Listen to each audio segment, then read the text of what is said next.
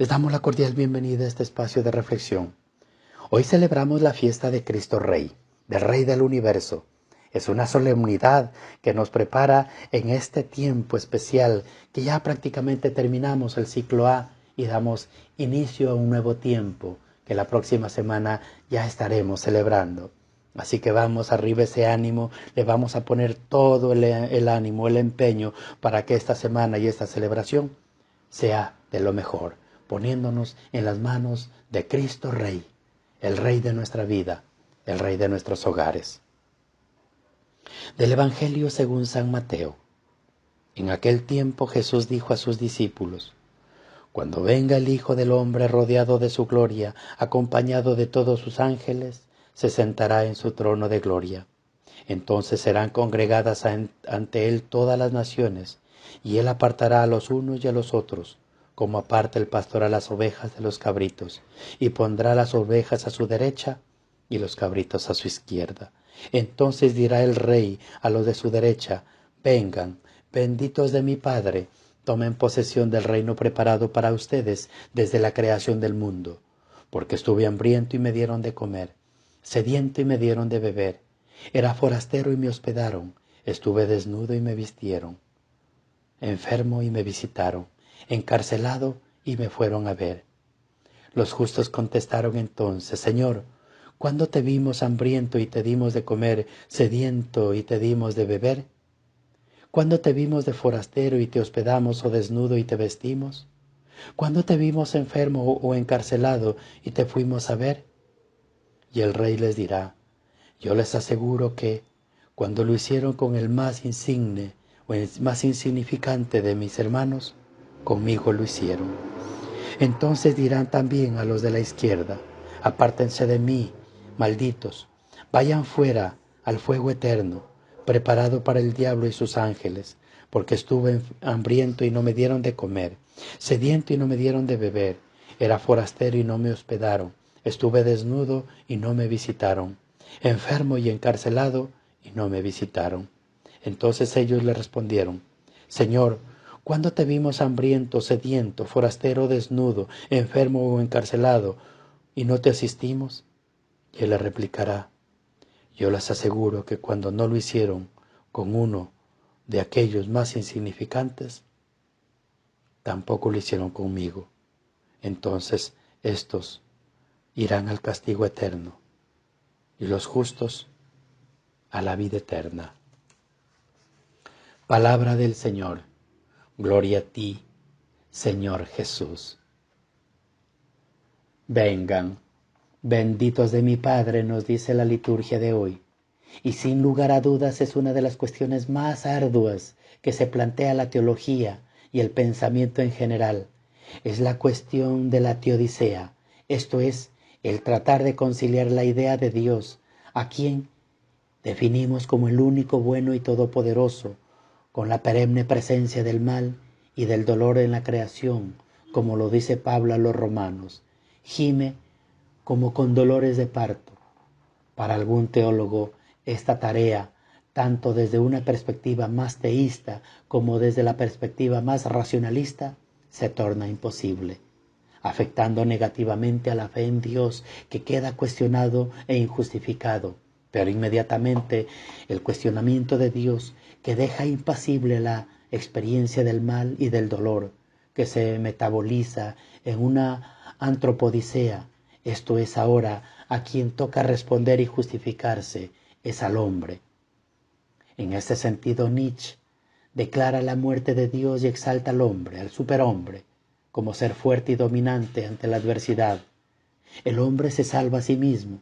A pesar de todo, al igual que ocurre con la teodicea, la antropodicea alcanza absurdos y callejones sin salida, pues, al final de la experiencia del mal y del dolor, permanece y el hombre no puede salvarse a sí mismo, cuanto menos pensando en el supremo mal de la muerte. En vista de todo lo cual, tanto como la teodicea como la antropodicea solo restaría, pues, quedarnos en un pensamiento paradójico.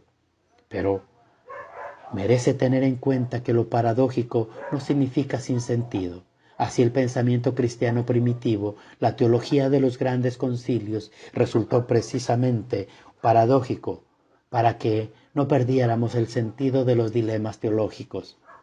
Las afirmaciones cristológicas de Nicea y de Calcedonia no evitan la paradoja, diríamos que buscan precisamente, y sin embargo son fuentes de sentido y de particular para nuestro caso.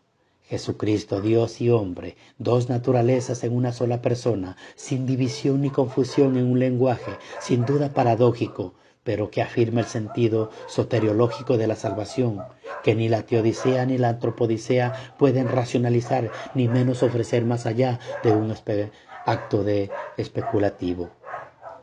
Y es que al fin lo que se trata es precisamente de eso, de que la creación en particular, el hombre experimenta el mal y el dolor y es consciente de su finitud y de su muerte. Y Nicea y Calcedonia responden, dan sentido a esta experiencia y lo más importante lo hacen desde la propia experiencia del hombre acerca de Jesucristo. ¿Cómo? Nos preguntaremos, pero este está preguntando del cómo, de la pregunta inadecuada. La paradoja no puede responder al cómo.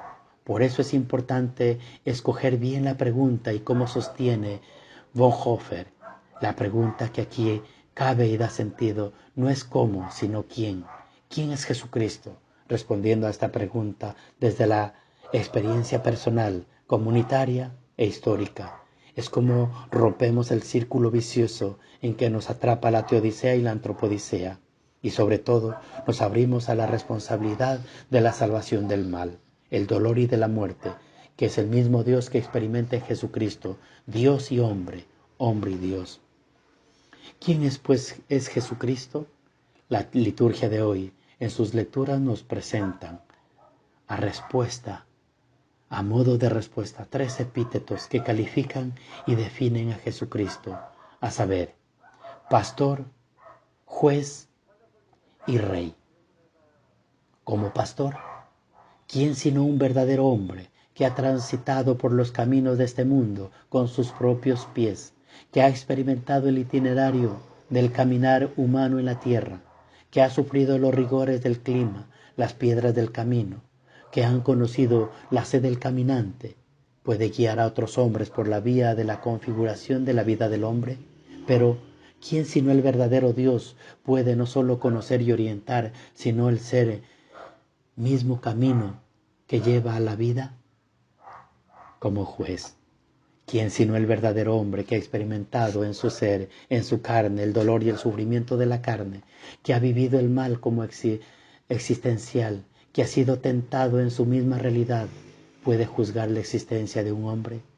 Pero ¿quién sino el verdadero Dios que conoce el espíritu de cada uno puede dictar sentencia?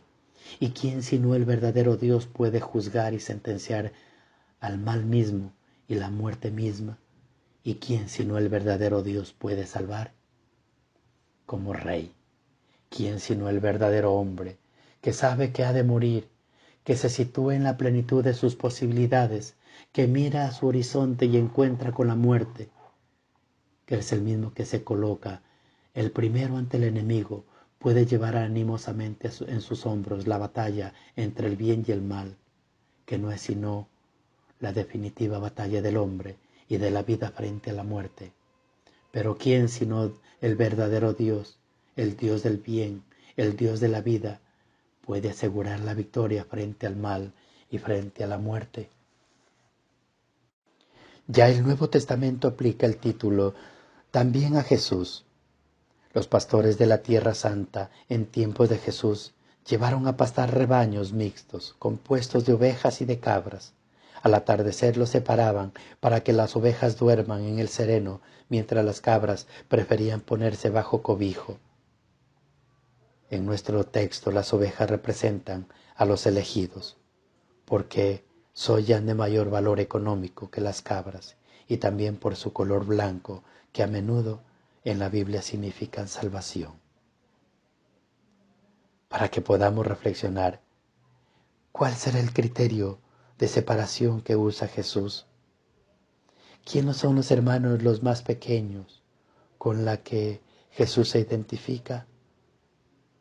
Podemos decir al final esta oración: Señor Dios, tú has constituido a tu Hijo como Jesús, Rey y Juez universal.